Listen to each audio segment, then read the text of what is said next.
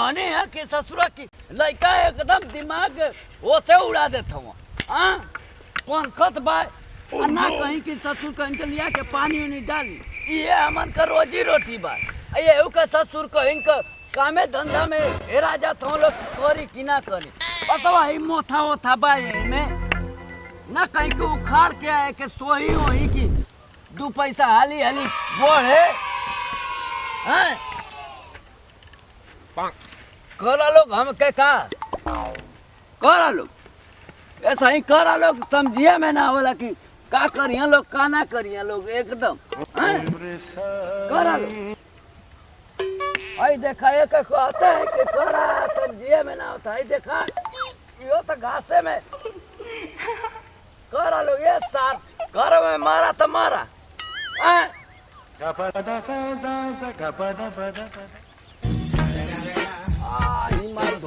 रे सारा का कहिले सही काल लगैले अरे ही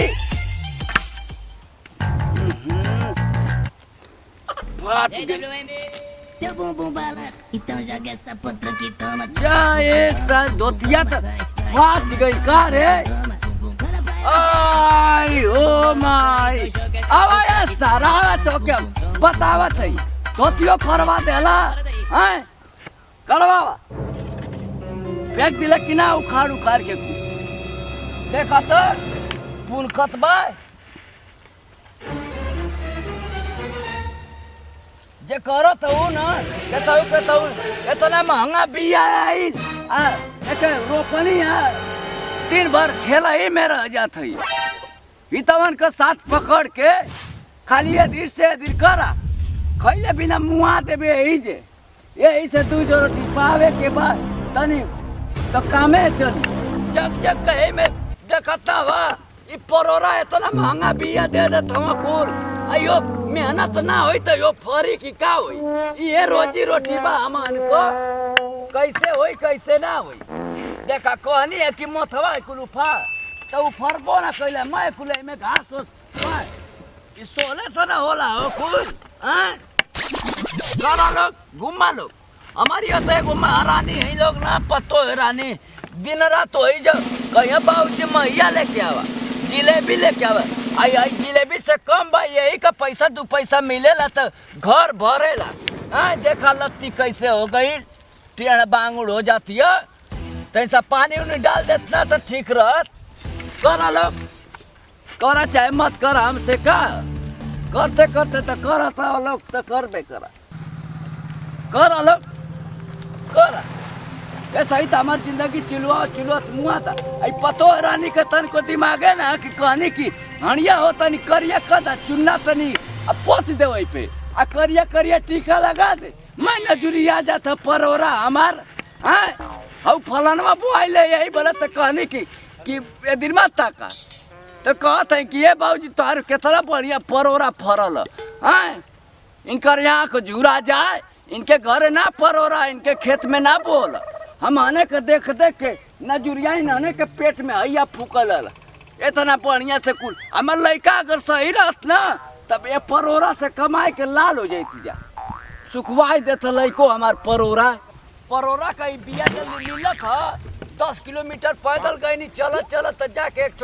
इतना महंगा दे दे परोरा मैं डिबियात बाई ना कहनी की तनी लिया के तनी हथवा गोड़वा के नवत ना उलट जाता ससुरा घरवे में मैं मोथा वोथा देखा हो तैसा सो हो दे तो ठीक है घरा लोग उतारा घरवे में देखा तो आई टेढ़िया बा जुगरा तो बा कर कहने की ये पतो है रानी तनी सा लियावा हणिया डणिया हो के करिया कह के हमें तनी चुन्ना पोत दा तनी करखा पोत दा एमे टंगा जाई तब इन तकले इनका सांस ढेकार ना आवत खेतवे में उल्टवा दिए पूरा ही एक जानी है तो कहे कि ये बाबूजी तोहर परोरवा कितना बढ़िया नजरियावे वो चल देनी उनके घरे परोरे ना होला लगत अगर तनिको झुरा जाए ना तो तुम्हारा मुंह न चले आई के घरवे में करा लो देखा तो आई बारे लड़का अरे जोरे ससुर कहिया तू सिखबे रे खेती हैं से ले जाए मर जाए तब तू खेती सिखबे कैसे होला कैसे ना होला करा करा का करबा हैं कर आई देखाई हो कुल एकदम से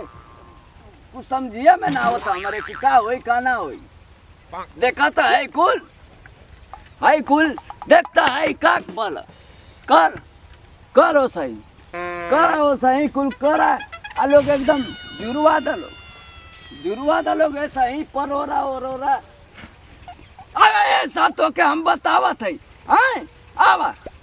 एक तो नाश कर दलोग ऐसा ही लोग कर दलोग ना बचे ना पावे खेता महारानियों के सुतावा लोग घरवे में हाँ धोती एकदम तो खुदे परेशान है लो है तनिए मनी पानी दल से धुक धुक देती है पानी तो कहने गड़ैया में से लेके लाया सासू गड़ैया में पानी पिए बा गड़ैया में से तो ऊपरा से पियो हो दो न चूल्हा हट जैसे हट साला हट पानी पिया तो सार की जोहर देत होय लो पियो लो बाबूजी